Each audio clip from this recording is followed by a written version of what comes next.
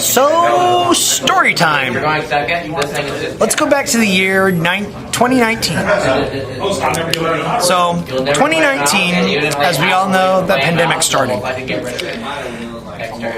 This single device alone helped me get me through the pandemic and through all the troubles in my life at the time. This is called the Digimon 20th Anniversary, the 20th anniversary version of the original Digimon V-Pad, which reached Japan's toy shelves in 1997. This version had a couple of updates from the original because the original only went to Ultimate level. This level went all the way to Mega. And to my surprise, there wasn't only a new Greymon Mega level on this device, but also a new Garurumon and a new Omnimon. And that's where we start with our deck today.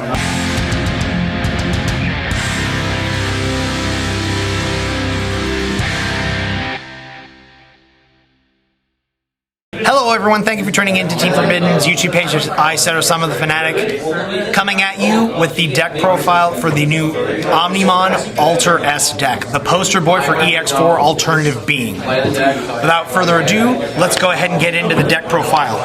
Alright, so first off, just going to point out, we have the deck in the lovely Omnimon Alter S sleeves that I got from my friend Gary at Locals.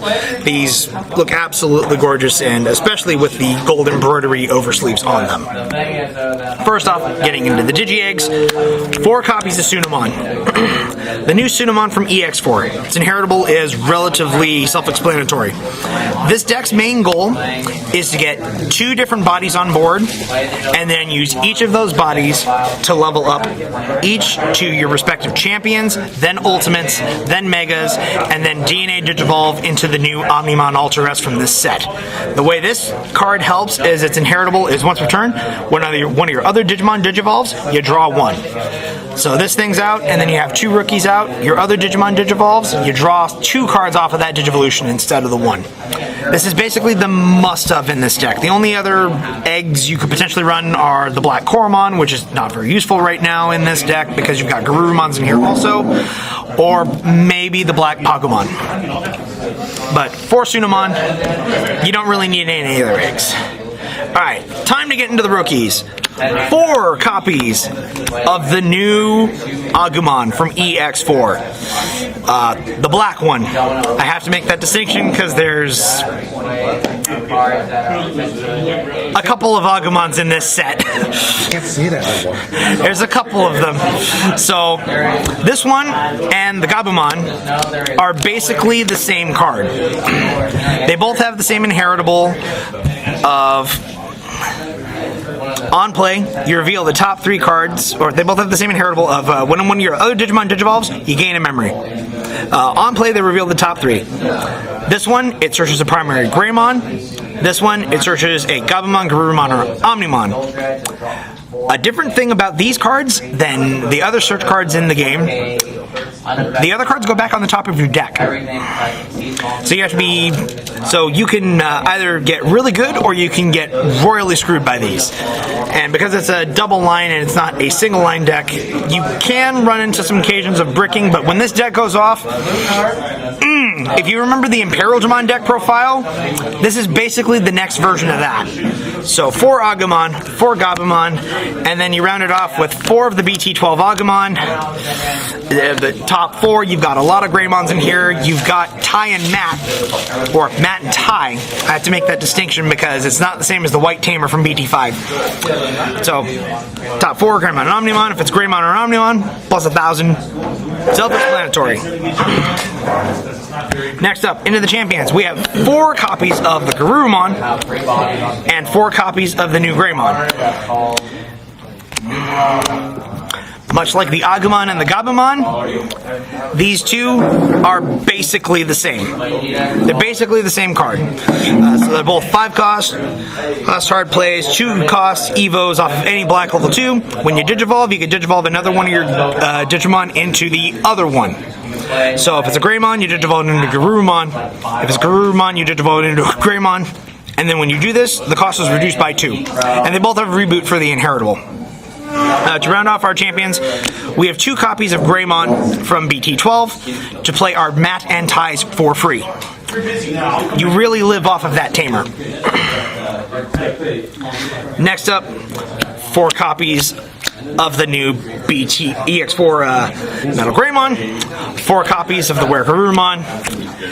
Same thing as the other ones. When you Digivolve them, Digivolve your other Digimon into Greymon if it's Were-Garurumon, or Garurumon if it's Greymon, for a reduced cost of 2. And they're both blocker, and they give blocker as an inheritable. Now, into the Megas. There is a lot of discussion in this deck on how many copies of these cards do you need to run. Everyone says you need 4 of each of these cards. I respectfully disagree, because this deck already has a bricking problem, and these things play themselves off of Alter S. So, first off, we're using 3 copies of the new Blitz Greymon. Now, I'm not showing this one and the Crest Garurumon together, because these do actually act a little bit differently. So, Blitz Greymon, first of all, has a 4 from any black or 4 from any red, level 5. However, it can Digivolve from Metal Greymon specifically in name for 3. So unfortunately, that means it's going to be a 4 cost if you do it on top of an X. But if it's regular Metal Greymon, just the 3 cost. So then, when Digivolve, you activate one of these effects below. You can either de-Digivolve 3 of your opponent's Digimon, one of your other levels 6 or lower, you can Digivolve your other Digimon to a level 6 or lower Garurumon for free, or you can DNA Digivolve, paying the DNA Digivolution cost. The inheritable on Blitz Greymon, in my opinion, is 1,000 times better than the one on Crest Garurumon. When it attacks, once per turn, if it's Omnimon, trash your opponent's top security card. So good. Now, into the Crest Garurumon. So, same thing. 3 from Were-Garurumon specifically. 4 from any level 5 red or blue. So, when Digivolving, activate one of the effects below. Choose any number of your opponent's Digimon that their play cost is up to 6 and return them to the bottom of the deck.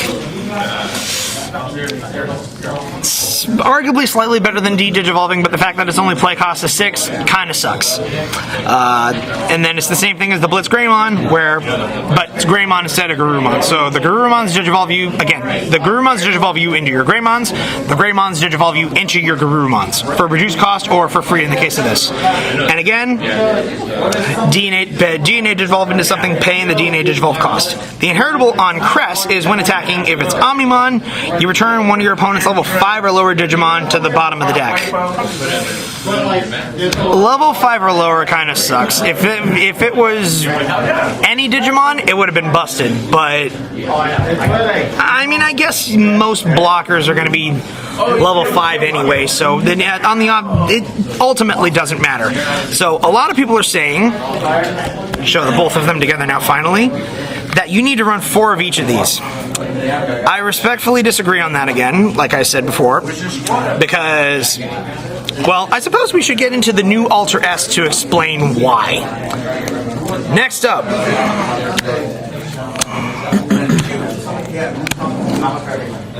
four copies of Omnimon Alter S. I'm kind of shocked we got a DNA Digivolution of this Omnimon before the classic one. But speaking of, it's a DNA Digivolution, so it's like the old Omnimons, 6 from a level 6 blue, or 6 from a level 6 red, but you can also DNA Digivolve this thing with a blue level 6 and a red level 6 for 0. So, when Digivolving, you delete one of your opponent's Digimon with 8,000 DP or less, and then return one of your opponent's level 6 or higher Digimon to the bottom of its owner's deck. Note, unlike some other DNA Digivolution stuff, you don't need to DNA Digivolve for that effect to go off. However, all turns, when this Digimon would leave the battle area other than by one of your card effects, play 1 Blitz Greymon and 1 Crest Garurumon from this Digimon's Digivolution sources without paying the cost. Then, you place this card at the bottom of your security stack face down. So you see, if you DNA Digivolve into this, And then if this thing were to ever leave the field, that includes chaos degradation, getting deleted by battle, trying to get put under your tamer because then it would no longer be a Digimon. This thing just goes to the bottom of your security stack, and these things come out for free. So, I don't think you need 4 of each. I could be wrong, but I'm operating under that theory right now. So yeah, this thing is so good. If you manage to get the silver ones, lucky you. I got to see my friend Garion pull that, and it was glorious. But I don't need to pay $200 for a piece of cardboard when this, in my opinion, just looks better. And these things seem to be short printed as is, because I opened 6 boxes and only pulled 3 of them, including 1 alt art. So I don't know why Bandai decided to just short print the hell out of this card, but this is the heart and soul of the deck. I tried it with 3. Bandai recommended 3. I'm telling you, you need 4. I immediately bumped this up to 4 after I had a game that I still won, but all 3 copies of this card were in my security stack. So after that, I immediately said, nope, this guy's getting bumped up to 4. It's the heart and soul. You run 4 copies of this, no less. And to round off our Digimon lineup, we have 1 copy of Omnimon Alter B, the final Omnimon form that we were missing. No, NX does not count. I don't care if we get that card. The only other Omnimon card that we need now is an actual DNA Digivolution one. I'm standing by that statement. I know some of you guys are probably tired of all the Greymon and Garurumon and Omnimon support. But I'm sorry, this is my boy. This was the final form that we were missing. All we need is a DNA Digivolution for the Omnimon, and then we don't need any more Omnimons. I'm just saying that right now. But Ultra B, the first thing that you guys will probably notice is this is the first Omnimon card that's not white. I'm not sure why, but Bandai decided to make this card black. What's the problem with that, huh? All the rest of the Omnimons are white, dude. But it's an interesting choice. But considering it's Black Digitron, so Ultra B is a corrupted Ultra S. If you guys haven't figured out. Although for some reason Ultra B was revealed in Digimon World Next Order before Ultra S was even revealed. Yeah, talk about a time paradox. Anyways, we should get into Ultra B. Ultra B, I ran it at 2 and I cut it down to 1 for the 4th Ultra S. This thing is actually kind of nuts. So, first off, it digivolves from any level, black level 5, level 6 for 5. But it can also digivolve on top of any Digimon with Omnimon in name for 2. So when digivolving, you de-digivolve 3 on one of your opponent's Digimon. And then choose a number of your opponent's Digimon whose play costs equal up to 6 and delete them. The reason this card is nuts is the win attacking effect here, which is when you trash up to 3 of your level 6 sources, 6 or higher cards, in its evolution sources, you delete an opponent's Digimon. You delete Digimon or Tamers for each one. And then if you trash 3, you trash the top 2 cards of your opponent's security stack. So yeah, let me just digivolve this on top of Ultra S. Oh, I have Ultra S, and then Blitz and Cress. If you manage to have enough memory to go into this, and DNA digivolve. Swing, trash the security with Blitz Gray, return a level 5 to the bottom of the deck, trash 3 sources, delete some Digimons and Tamers, trash your other 2 security cards. That's 4 checks off of 1 card, essentially. This card is stupid. It's absolutely stupid. Oh, and the fact that you can slap one on top of another one. I've got another deck profile that may or may not do that coming up soon, so watch out for that. Another. Yes. Another. So, into the Tamers. I've seen some people run only 3 copies of this card. I have no idea what they're smoking. You need 4 copies of this card. It's not even an option. So, Matt Ishida and Tai Kamiya from EX4.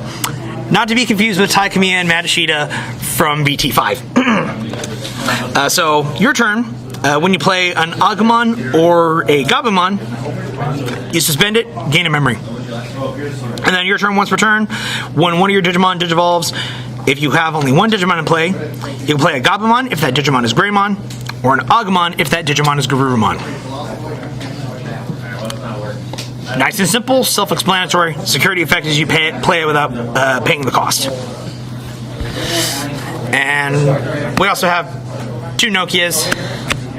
May or may not cut these, but reducing Digivolution costs is super nice.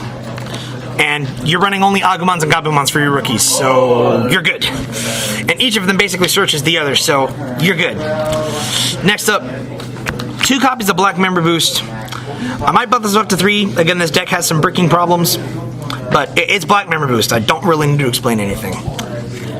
For the 50th card in our deck, I'm trying out one of the new option card, because the Tamer basically lets you play it. So, basically this thing lets you, it helps warp your 3 or 4 into your 6, and go from there. So if you have Garurumon in play, you can digivolve a Greymon or an Agumon into Blitz. If you have a Blitz Greymon in play, you can digivolve a Gabumon or Garurumon into a Cress. That's basically all it really does. And then security, you can play an Agumon or a Gabumon from your trash and then add it to your hand. It's kind of a mech card, but I'm running the one of it because I pulled the box topper version, and look at this artwork. This artwork is glorious, and it's in theme, so I figured I might as well run it. So yeah, that's the Omnimon Ultra S deck profile. Not sure what exactly all can be changed. Might change up the Tamers, might change up the option cards. It's not 100% a consistent deck, even with all the searches, but it is a very fun deck to play, and it is absolutely stellar when it goes off. So if you want, go ahead and take my formula, give it a try, or put some other cards in there and change a couple of cards towards the end. Anyways, like, comment, subscribe, hit that bell down below for notifications, and we'll catch you guys next time.